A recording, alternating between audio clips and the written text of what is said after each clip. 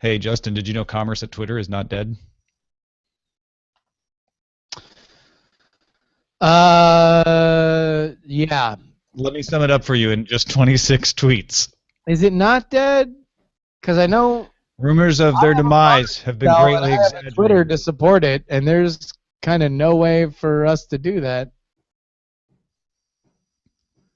There's a lot of things about leveraging platforms in this Nathan Hubbard tweet storm. You have to wonder what would have happened with Twitter. And maybe this is a good conversation to save. In fact, you want to know what? I'm going to save it. All right, let's just do the show then. Let's just do the show. Let's do it. Here we go.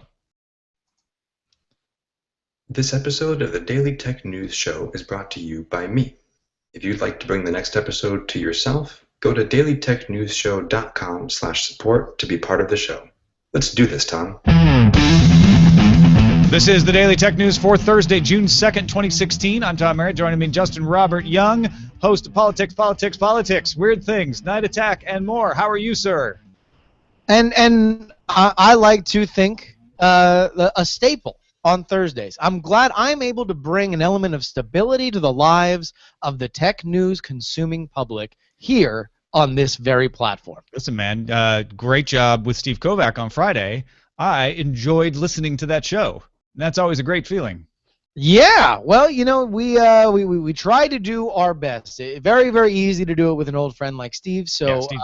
it was a great pleasure to take part in it, and hopefully it leads to you being able to take more vacations and recharge your batteries so you can come back like a bull in a china shop like you have this week. Tanned, rested, and ready like a puppet Nixon debating Bernie Sanders. Let's start off with the headlines.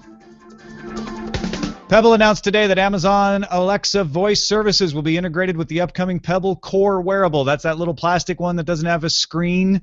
It streams Spotify, has GPS fitness tracking, the button's programmable, so you can do some hackery stuff with it. The Pebble Core is set to ship early 2017 at a retail price of $99, though for the next 27 days, if you go to their Kickstarter, you can get it for $79. But yeah, not the first device to get Amazon Alexa, but I think that is very interesting, Justin, that Pebble, which has prided itself on cross-platform independence, is saying, sure, let's play in the Amazon arena.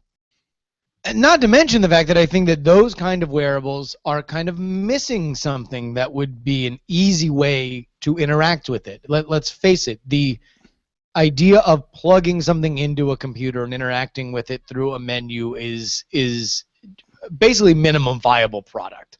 That if you really want something to be used very, very well, then especially something that is, you want to kind of take on the go and not think so much about, then having a voice interface is huge. And I think it's where voice interfacing and VR, I feel like this is one of those years. This is a very, very interesting year because beyond the hype, you are starting to see the hype kind of recede a little bit, and actual little pillars of usefulness remain. And that's what I think, Alexa, this is a great example. Hey, look, what if I just bought a lump?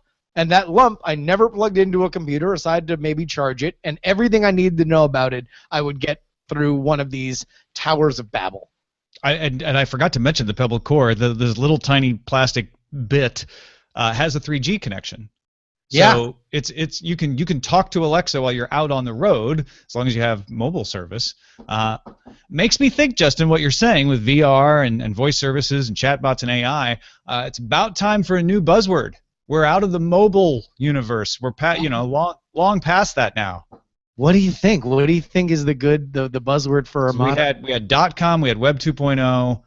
Is there another letter? Because we went from E to I. Is it right. O? Is it EIO? Something with reality, I think. No, reality's 90s. If you have any thoughts on this, go ahead and hit us up on Twitter at Justin or Young or at Ace Detect or Snapchat. We'll get into the differentiations between those two a little bit later in the show. Apple stores are running out of the $999 Thunderbolt display, and sources tell 9to5Mac that a new display is coming, featuring a 5120 by 2880 display and an integrated GPU to keep it compatible with all future Macs. Older Macs could use the display, but probably not take advantage of the GPU or the 5K resolution. However, Renee Ritchie from iMore asked around and said, quote, "It's not happening at the keynote or anytime in the immediate future." Oh man, and I trust Renee Ritchie, so that's too bad, because I was fascinated with the idea of putting GPUs into the monitor, and if they could pull that off, that's a really interesting way to make your laptop thinner but keep it useful at the desktop. I have a problem with that because I want if I need a powerful GPU, I need it on the go as well. But really interesting. This feels like an email announcement, though, right? Like I can understand. No, this is something you want to have. You want to have on its own, right? You want to have a standalone announcement where you show off how you've cracked it. You've got a GPU inside the monitor now, and it'll allow you to get the full power of the desktop in this paper-thin laptop. Yeah, but so here is my new strata for Apple announcements, right? The big, we're reshifting our famous pillars of our stool stuff. That goes for their big WWDC or their big invitation announcements. They're A cards, right? Their B cards are still things that you could possibly get The Weeknd or John Mayer to play at. And then the email announcements are stuff that hardcore computer fandom would react to. But they can always do that. They can hit all that in an email and an interview with a friendly source. I still think this is what you announce were it to happen. And Renee Ritchie says it's not happening anytime soon, so this is all academic. But were it to happen, it would happen at an announcement that included brand new MacBooks. Right? No, you're right. I get you that this is not on its own, but this is more than an email announcement. This isn't a spec upgrade. This is a new technology as far as Apple's concerned. You're right. As long as they put it in instead of the iWork demo, then I'm really excited. Saudi Arabia's public investment fund has given $3.5 billion to Uber, valuing the ride-hailing company at $62.5 billion. One of the fund's managing directors, Yasir Al-Rumayyan, will get a seat on Uber's board as well. Saudi's Princess Rima bint Bandar Al Saud is already on Uber's public advisory board, so there's a precedent here and probably a reason for the connection being made. This comes on the heels of the European Commission warning member states against restrictions on the sharing economy services such as Uber and Airbnb. So a couple of nice victories for Uber here. A lot of people are starting to wonder, okay, is this going to cause controversy with Uber since, for instance, women are not allowed to have a driver's license in Saudi Arabia, which Uber answers that's why they need Uber in Saudi Arabia. So there's going to be some controversy over human rights there. Also, I've seen a couple headlines saying that when foreign governments start to put money into startups, that's a bad sign that we might be headed for a bust. Well, but this is not just a little bit of money, right? You know, this is $3.5 billion. This is a substantial investment. My armchair quarterbacking on Saudi Arabian investment is that I don't think it is as monolithic as people think, even coming from the public investment fund. Very often there are a lot of actors within Saudi Arabia that do all kinds of very, very different and oftentimes even conflicting things. What's interesting to me about this is whether or not, and I believe I'm going to totally steal a hot take from a card game creator, Max Temkin, who wondered whether or not is this a hedge against electronic vehicles for Saudi Arabia? Do they want to be more invested in the future of transportation going forward as a oil dependence would seemingly be on the decline? Yeah, I think there's something to that. It's certainly, all other considerations aside, is Saudi Arabia looking for places to invest its oil money that will bring it a return once they're not making as much money off oil at some point in the future. So, I think that's fair. All that being said, listen, Saudi Arabia is a very, very problematic place to have ties with. Just go ahead and ask the American government. Yahoo made 3 FBI national security letters public Wednesday, marking the first publication under a process set up under the USA Freedom Act last June. Users were notified privately through their names, though their names were redacted from publication. The letter subpoenaed metadata, addresses, and telephone numbers and screen names. Yeah, so this is a big moment. I don't feel like it's being received as big of a moment as maybe some people thought it would. National security letters don't require an outside judge's approval, and they can be required to be under NDA, and this new system was set up to provide a little transparency. So here you go, folks. Here's the transparency, and maybe the fact that you don't know who they were for, even though the people who they were enacted about can now know about the fact that they were enacted against them. It doesn't provide the splash headline that you'd like to know who it was now. But this is a positive step forward in a little bit of transparency into the surveillance state. So I think it's very, very interesting because none of these companies that get these kinds of letters and notices and subpoenas want to have these be secret.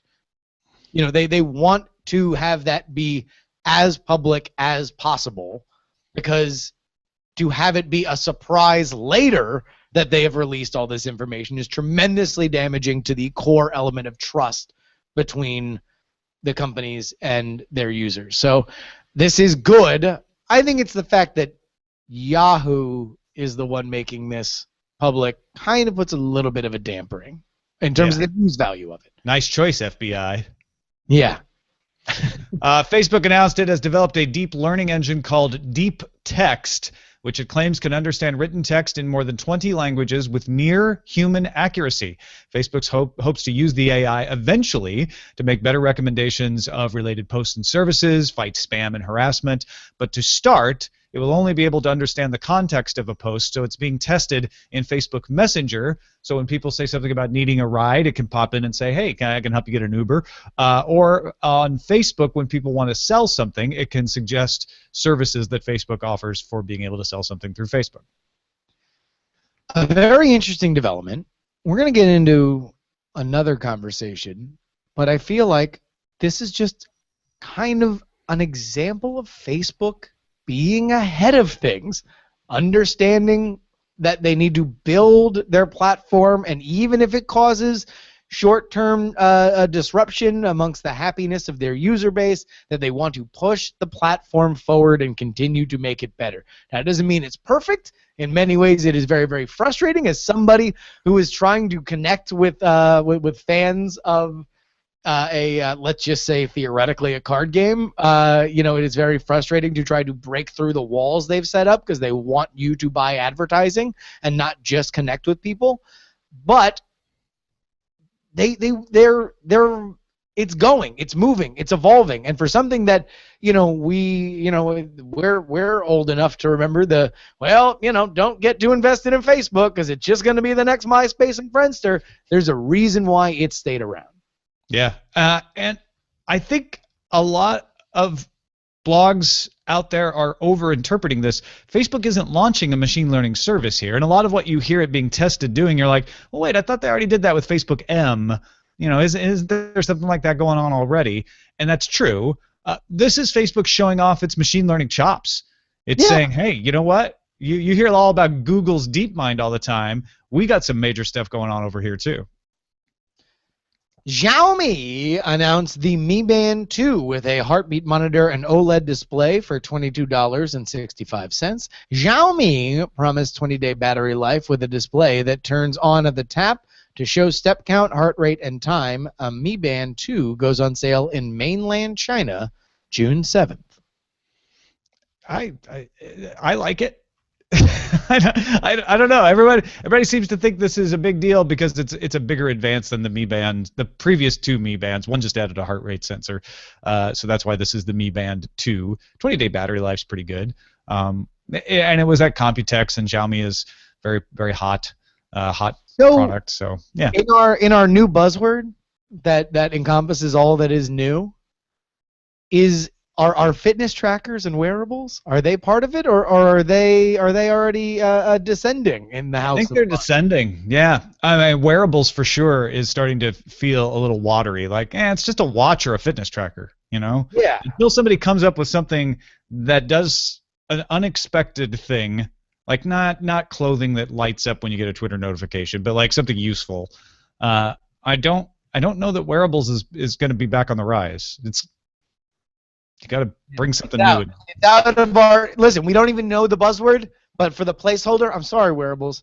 Don't let the door hit you where the good Lord split you. Micromax, India's largest phone maker, said Thursday at the RISE conference in Hong Kong that the company is looking to issue an IPO in 2018. Co-founder Vikas Jain said the company wants to raise money to develop web services to offer on its phones. Micromax has not decided whether to IPO in the U.S. or India. Vikas also said that Micromax plans to enter the Chinese market next year. Now, doing an IPO is less surprising to people than wanting to enter the vicious Chinese market, which at the low end where Micromax makes its phones is seen in the best light as stagnating. I mean, to enter the Chinese phone market right now is basically figuring out a way that you can trade chicken feed for a fully formed, feature phone, right? Like there's the phones that are on the rise in China are all high-end smartphones right now because the rest have been commodified, and this could indicate that Micromax wants to get in at the high end, possibly. I don't know. Maybe that's why they want to raise the money from the IPO too. Yeah, maybe. It'll be interesting to see where they're going because you're dead right. The Chinese phone market is fascinating right now. Uber announced a new service in Amsterdam called Uber Bike. It is not people carting you around on bikes, but rather a way to hail a car with a bike rack on it. The rates are the same as UberX with a €4 charge. Uber Bike previously launched in Sao Paulo last July. Uber also launched a car service in Kampala, Uganda. Rides will be free in Kampala until midnight, Saturday, June 5th. That's Sunday, June 5th. Sorry, Sunday, June 5th. I still want all of our Kampala listeners, and there might be one, to be confused by that. My apologies to Kampala. We give Uber a couple of positive notes to finish on, less controversial. It is funny that a lot of folks were posting about Uber Bike in Amsterdam, and Brazilians were getting upset saying, we had that last year. We've had that for a while. This is not new. But bringing it to Amsterdam, it means that, hey, that successful test in Brazil must have worked, and Amsterdam's got a lot of people riding around on bikes. So this could be an interesting way to get more people getting Ubers in Amsterdam. I mean, Uber wants any possible way to keep their drivers busy. They want drivers on the road. I know I've mentioned this here before, but it is, to me, the constant fascinating element of Uber is that in listening to ESPN podcasts, they are blanketed in Uber advertisements, not for using Uber, but for recruiting drivers. They are all driver recruitment things, not use our service, but rather come work for us. Here's a way that you can make money. That is their clear focus, and all of these gimmicks. Hey, do you have a bike rack? You can get even more stuff, and you can get a €4 surcharge on top of it. It is all about keeping people out on the road while they try to give them less and less per ride by creating more and more consumer-friendly things app side. Let me tell you, folks, there's always more things being reported than we could possibly fit in the show. We try to do our best to say, hey, we think these are the most interesting things, most important things to listen to for the day, and you help us with that if you're in our subreddit at dailytechnewsshow.reddit.com. Big thanks to Strike It Rich One, I Am Sci-Fi, Loki Robert, SP Sheridan, Abituelo Condolce, and more for submitting stories. Get in there and either submit or vote at dailytechnewsshow.reddit.com. And that is a look at the headlines. All right, Bloomberg has sources that they say tell it Snapchat has reached 150 million daily active users, and it's skyrocketing. It's up quite a bit from the last quarter. Twitter, if you look at their most recently reported monthly active users and the fact that they say about 44% of those use the service every day, you can estimate Twitter at about 140 million daily active users. Now, that's close enough that there could be some error here, but the fact of the matter is, no matter how you slice it, Snapchat is at least being used as much every day as Twitter is.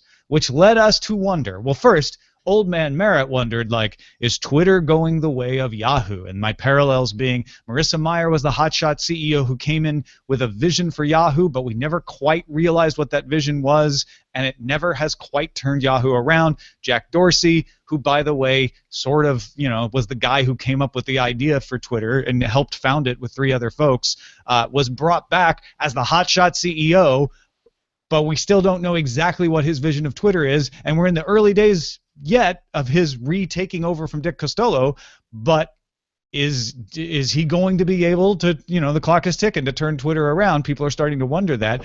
And then, Justin, you came up with an even better question. Well, how does Snapchat, so let's say that we are right now at a crossroad, so you won't be lonely, and Twitter is going one way and Snapchat is going the other way.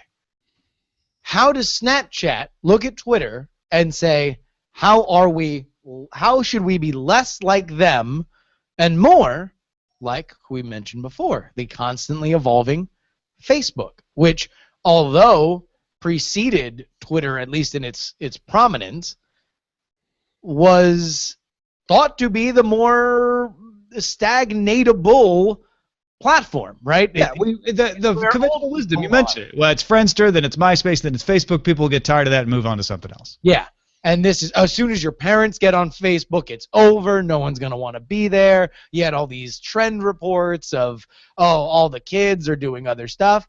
What did Facebook do? Facebook consistently evolved their platform, and they went on a spending spree that at the time was laughable, right? Of how much are you spending for Instagram, the iOS only Instagram? Turns out that's panned out tremendously well. They've been very, very smart in terms of their chat purchases, and where VR goes remains to be seen. But considering the fact that Oculus is now even rumored to possibly be Microsoft's solution for Xbox in terms of their VR stuff, that seems to be a very, very smart investment as well. Twitter, on the other hand, we were talking about this, in the Slack and in discussing this, has effectively been the same platform since 2010. And I love that platform. I check it probably over 30 times a day. I live on Twitter. However, it's not really all that different. Like, it's just my favorite bar. I love to go to that bar, but it's not like they've put in anything new. It's not like that clientele is just going to be that clientele forever, and people are starting to get annoyed by the leaky faucet in the bathroom, i.e. the fact that there's not an edit button, the fact that their harassment policies are leaving something to be desired. Yeah, I think Twitter has done lots of tweaks and added lots of features, don't get us wrong, but since 2010, what you use Twitter for has not changed a whole lot. And Jack Dorsey even said at the Code Conference, I think Snapchat's very modern. It's recognizing that we're going to press buttons less and gestures more. He described Twitter as confusing. He said when you do something in Twitter, something unexpected happens, rather than with Snapchat where what happens is exactly what you would expect. I looked at this and I surmised that what happened with Twitter was they didn't know what it was for. When Jack Dorsey came up with the idea, it was using SMS to communicate with a small group, and all 4 of them figured out how to do that. And then they found out, people are using it. They're using these @ symbols and conversing with people who they don't follow. Well, that's interesting. Let's lean into that. And they did a very smart thing, which is grow with what the audience wants it to be, but at the same time, they weren't able to then give the audience things that maybe the audience didn't know it want. At least not yet. Facebook has done that. Often Facebook does that ham-handedly and gets everyone upset. A chronological timeline. I hate that idea. And then after using it for a little while, people go, well, it's actually pretty nice to only see the things I care about. I guess you're doing it well, so I'm not going to get upset. And Facebook has backtracked on a few things when they overstep their bounds, but they keep adding things and taking things that people were using other places for. Photos, groups, all of those things have brought new users into Facebook that were using other services. Twitter remains just a place to have a conversation and very much news-oriented. In fact, I found this quote from Evan Williams in 2013 to Inc. With Twitter, it wasn't clear what it was, Twitter actually changed from what we thought it was in the beginning, which we described as status updates and a social utility. It is that in part, but the insight we eventually came to was Twitter was really more of an information network than it is a social network. And that's what everyone criticizes it for. It's like it's just an information network. And right now, it's almost entering into a rough waters for having been that. Last Monday, I was very, very excited because my favorite hockey team, the Pittsburgh Penguins, were playing Game 1 against the San Jose Sharks. I follow a few people that like hockey. I also follow far more people that are either local to my Bay Area or interested in Game 7 of the Warriors versus Thunder game. So they were filling my timeline with a bunch of basketball tweets. Meanwhile, I follow a lot of wrestling people. They were talking about Monday Night Raw. Now, I wanted to watch Raw later. I wanted to keep up with the Game 7 of the basketball game while I was in commercials for the hockey game. But in my Twitter timeline, it was just one jumbled mess. I was getting information that I didn't want. Meanwhile, on Snapchat, and again, this is live. Twitter's entire reason for living right now is live. The information network that is easy to update to. But I don't want to clog my feed with a bunch of hockey tweets that nobody's going to care about. So where did I go? Snapchat. Snapchat is there for oversharing.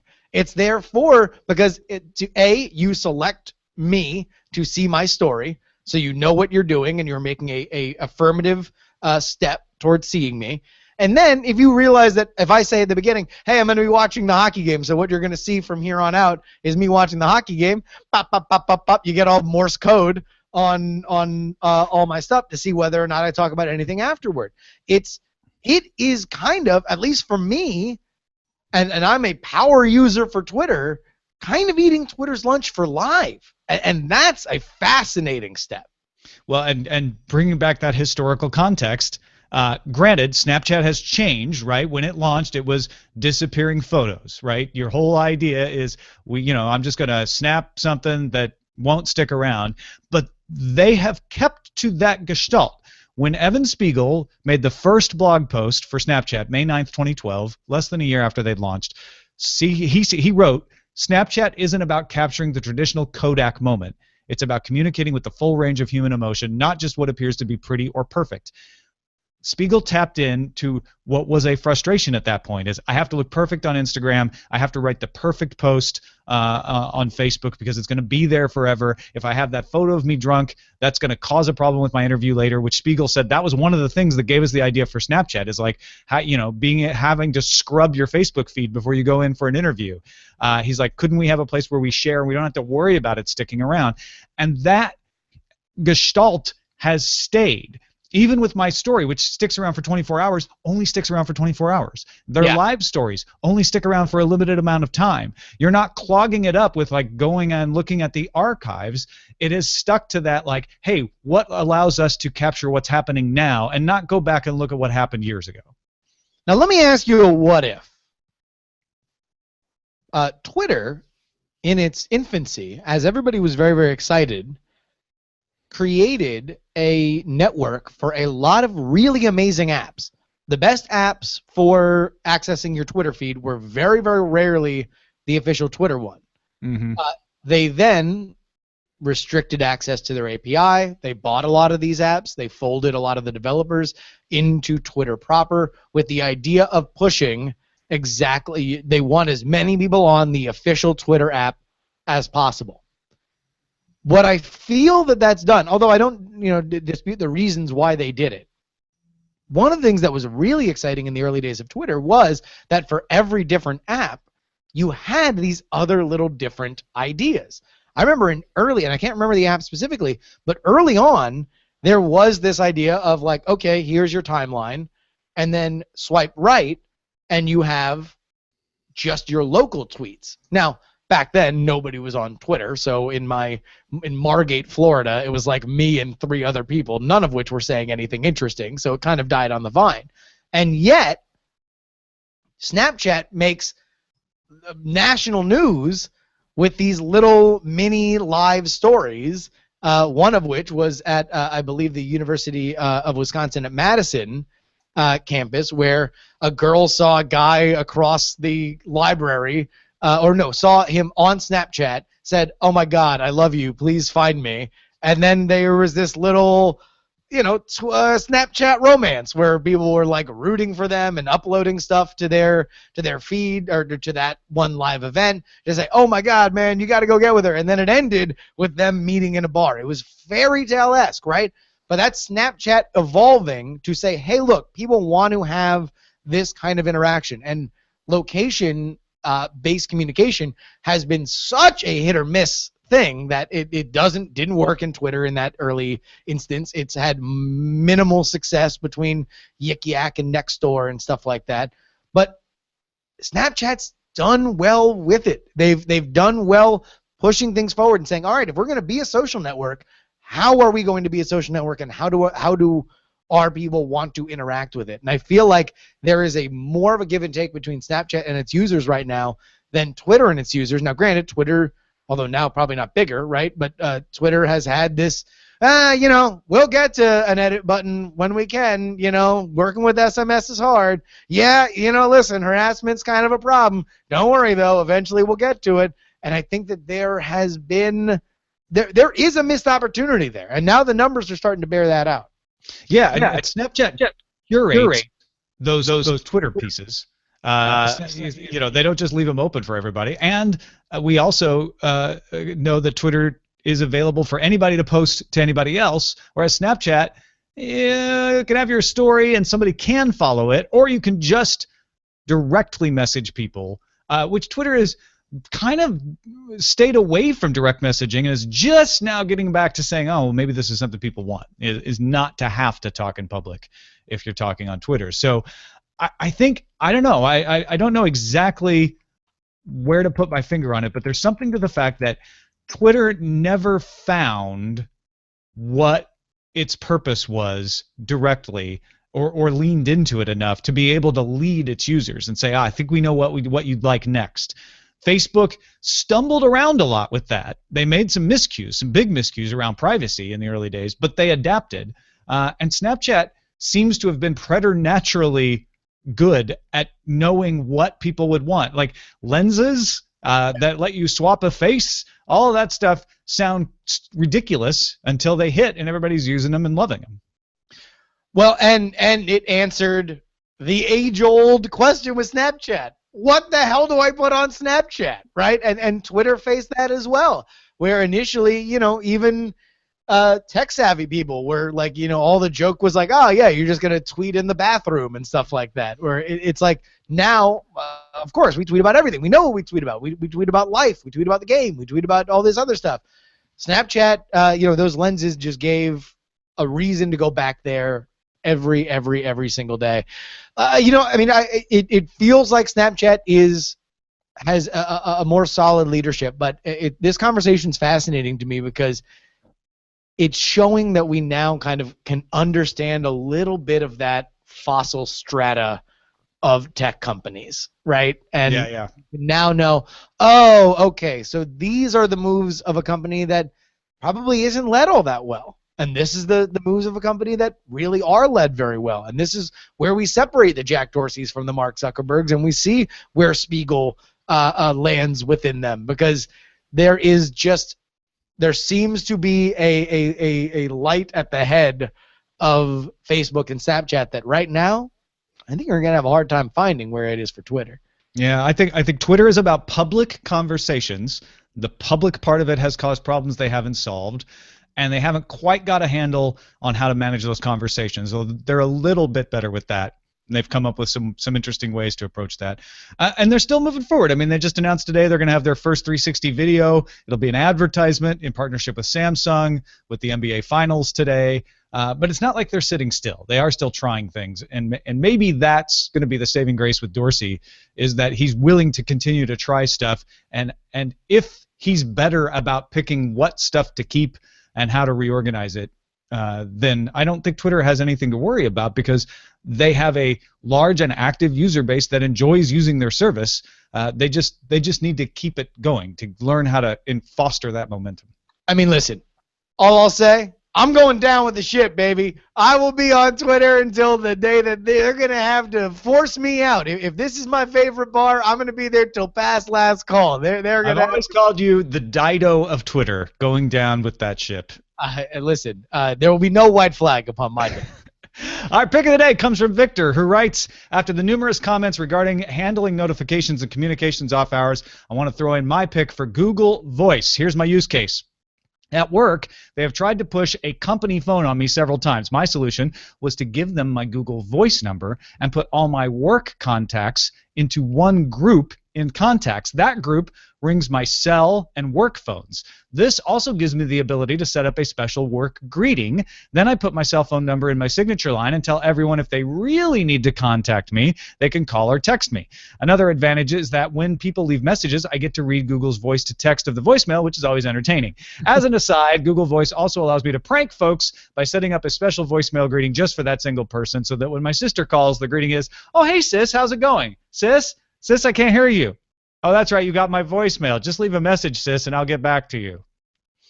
Victor, you might be an intolerable person, but I love you. I'm very excited that you wrote in.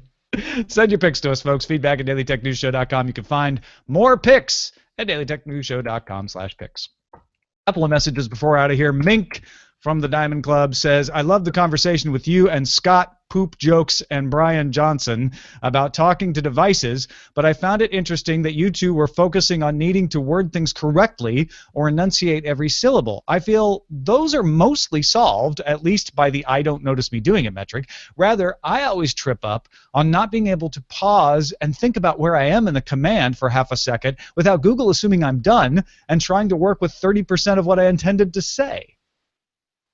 Do you run into that when you're talking to a voice assistant where you pause for a second to think and it's like, okay, I'm searching for always. Yeah. You know, and that's I don't know whether or not there is more to learn about people like, these voice assistants being better about learning your speech gait, right? And knowing that every once in a while I pause and that's something that I want as opposed to it just going slower than it could otherwise. There's still a lot to be learned there. I think Alexa's probably the best at understanding when you're done talking, but they have the advantage of just being always on, so you're able to kind of get a sense of the room audio more so than Siri or something or Google or OK Google. So this is a real problem. I do hope that they get better at it. Then John, who's our boss from the Montana office, has a message for you, Jeff Bezos. Jeff, we know you're not listening, but maybe someone could pass this along to Jeff Bezos. He says, Bezos' statements about not wanting to sell platforms that can't support Prime Video on acceptable business terms, I have this to say. They still sell iPhones and still have a very nice video app on iOS, and I'm with Scott Johnson on this. I don't care if I have to use a browser to order stuff. I just want it on my Apple TV. As a result, I've just stopped buying video from Amazon at all.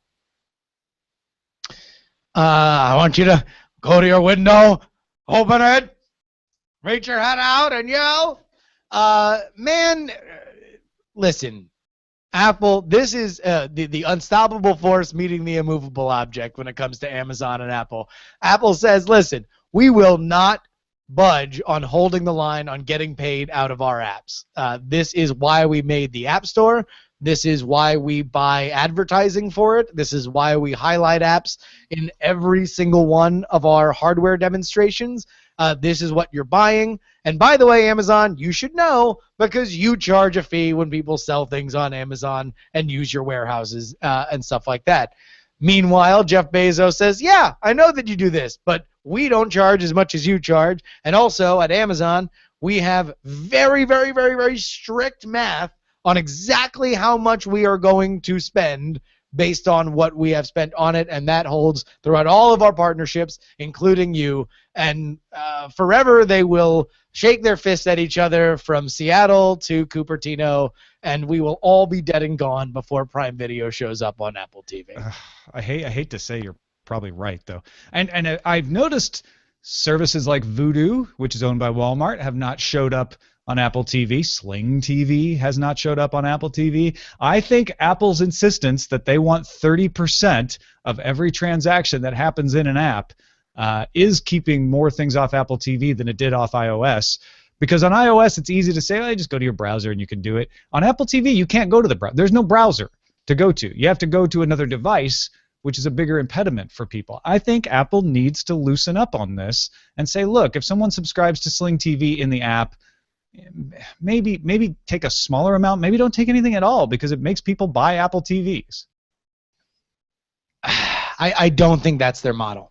Their model is Amazon. Their model is build the space and then their model is inflexible. Their model is it's 30%, and as long as it's 30% for everybody, then we don't have to worry about it. Yes. But that's why, right? Because no, I get it. Like they can't say, hey, you, small guy, yeah, you're barely doing anything, whatever, you're happy to be here, 30% for you. And then the gigantic high volume people, they're like, no, we can knock that down. Now, I think they could make a blanket difference for subscriptions, though. Because taking 30% of a one-time purchase is much different than 30% every month. But that's a lot of money, Tom. There we go. That's a lot of money. Where it ends. Yes. Well, you're probably right. That's it for this episode of the Daily Tech News Show. Thank you, Justin Robert Young. What you been up to? What do you got to tell folks about? Hey, look, this is a very silly time in our nation's history. We're trying to elect a president, and we got the big California primaries coming up next Tuesday. How about you go ahead and get in the mood? There was a lot of news out there about Bernie Sanders possibly debating Donald Trump. Now, that wound up not happening. But we here at The Contender have got something even better for you. Head on over to facebook.com/thecontendergame, and you're going to see Bernie Sanders debate Richard Nixon. You're like, Justin, that's crazy. Richard Nixon's dead. How is Bernie Sanders going to debate him? Well, there might be sock puppets, and all the dialogue might have been created based on contender cards, but we think it's a really, really, really silly fun time. We got that outtakes for Bernie Sanders. The Richard Nixon outtakes are going to hit tomorrow. I think those are easily the funniest things that we've done so far.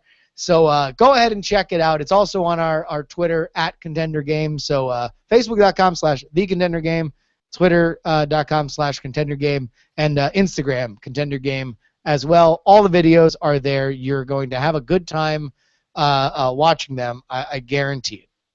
Absolutely. I watched it just before the show, and it was fantastic. So I highly recommend it as well. Oh, also, anything you buy at thecontender.us, our site, if you use the diamond, that is our less than, greater than symbol, I will sign anything that you buy. So. And because you mentioned that on this show, I'm taking 30% of that signature. No!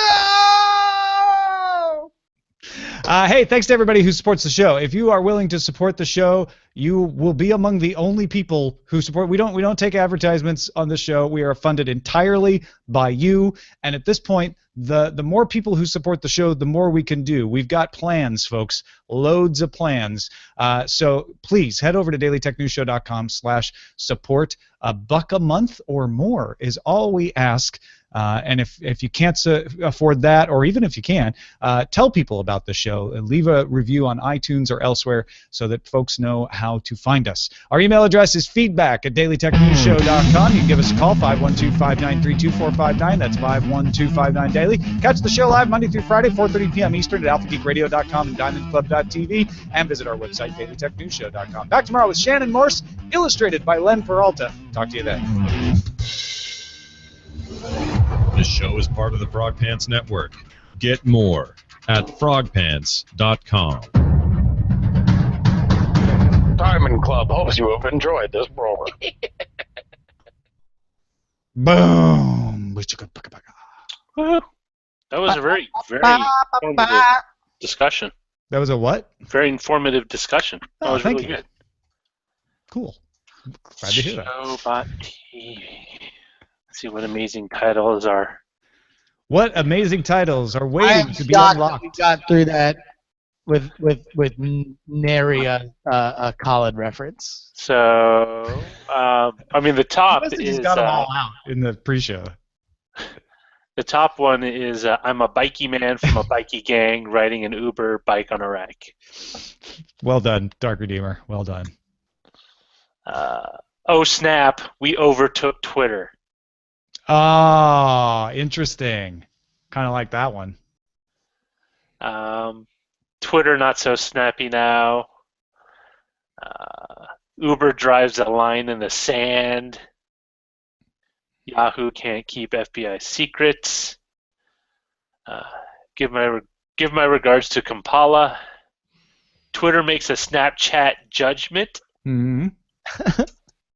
Let's see. 3 levels of Apple News. Surprised Twitter's not ephemeral enough. Amazon versus Apple, Dawn of the Store Wars. Oh, wait, that one just disappeared. Snapchat versus Twitter, Dawn of Social is another spin. Oh, I missed it. Everyone's voting, so it's popping all over the place. No, getting in there. Uber Hold Your Bike. I do like the Amazon versus Apple Dawn of the Store Wars, just because it's funny. I also like Twitter Not So Snappy Now. Or Oh Snap, We Overtook Twitter. Which is, Yeah, that's my favorite right there. Oh Snap, We Overtook Twitter. Oh snap! I'm waiting for a service or a product has taken on a more popular or pop culture level of awareness when it has its own line of food or clothing. Like video games, like Nintendo has like Nintendo Candy, even though it's just licensed characters. Mm-hmm. Nintendo's hero. If they had like, Yes. I was just wondering if they had Twitter apparel or Snapchat apparel. All right, I think I'm gonna go with. Oh snap! We overtook Twitter How'd you guess? because you liked it, and that was the one thing you mentioned verbally. Where do we get that echo from? That's weird. Oh wait, that's for me. I'm sorry. Oh, it is. Okay. Yeah, sorry. Do this there. How's that? Better? Hello. Yes. That. Well, I still hear it a little bit. But Okay, it's not. Wait a minute. Gosh darn it! Why did not take? All right, hold on. Start talking. All right, I'll start talking. Justin. You gonna Yeah. start Hey, so Gawker Media just put out this thing that was like, hey, here's what Gawker Media does. Like posting not only all of their well done posts and long form stuff, talking? but also the reaction to it. Reaction. What does that mean? Like other people posting about it, right? Oh, okay. Other sources, the kind of rabbit hole of it. Got it. But you know, they're not gonna. Nobody wants to side with the media, ever, right? Like, Not anymore. No. well, The days of the media being a beloved defender of the people ended in the 20s, I think. well, yeah, if it ever existed at all, right? Yeah. You It know, probably it's- ended in 1920s black and white movies. Yeah. Probably Like- never. Yeah. Ended with hearse. Well, it's like people can enjoy the work of the media, right? I think people often do that, but nobody wants to hear from the media, "Oh, woe is us, poor us," right? Right. It's never going to work. It's like it's the whole Marshawn Lynch thing, where like, you know, he didn't answer media questions, and then the media was like, "Oh my God, can you believe this guy making it a real hard time for people to do that?" And it's like, nobody cares. People like Marshawn Lynch more than they like you. Like people like Hulk Hogan more than they like Gawker. People Yeah. like PayPal more than they like Gawker, right? Like that's just always going to be the case. And if you want to win this argument based on, hey, look at all the good we do, then number one, you, of all people, of all outlets, right, to be playing the, hey, don't take our worst possible public moment and hold it against us. Gawker's not that place, right? Because whenever they write about a celebrity, what picture do they show? Oh, Them yeah. at their worst public moment. Like whenever they write about a company, what do they show? Them at their worst public moment. And I know hashtag not all Gawkers right? Like it's that there's Sure. this live hacker exists and there's other stuff, but like IO9's fantastic. Love IO9. it's great stuff. And listen, let me just say this: Gawker was back when it was a New York blog. It was one of my first absolute daily must reads as a blog. Will Leach at Deadspin made me want to be a blogger and made me want to write every single day in short form format. Gawker Media has been tremendously influential for me as a person. However, even with that being said, they ain't going to win this fight by saying, it's not all the good we've done. Not Gizmodo. It's not IO9. It's not Lifehacker. It's Gawker, right? And that is the part of Gawker which is the most salacious. Yeah, and here's the roughest part about this is that how much do you think Nick Denton actually hates AJ DeLorio and and Owen Nolan, who ran Ballywag, because he's fired both of them, right? Like, and in every possible interview that he has about this, he makes sure to say, "Yeah, we crossed the line and we've tightened up." Like, if I were Nick Denton, I would be screaming to say, listen, they're assholes, and we fired them because we want to be better. Yeah. I think it's fine for them to post, like, here are quality things we do. I think that's a fair response. But, yeah you're right. Nobody's going to pity them. No. And like, to say, hey, look at all the cool stuff we've done. Yeah.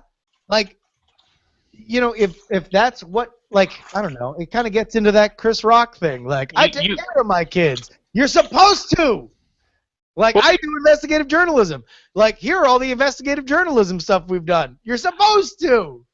Well, you know what's interesting is that they should have seen it coming. As a large media outlet, I mean, they trade on people's reactions to the stories that they peddle, and so I don't think it's like out of left field to kind of see how the public would have reacted. Yeah.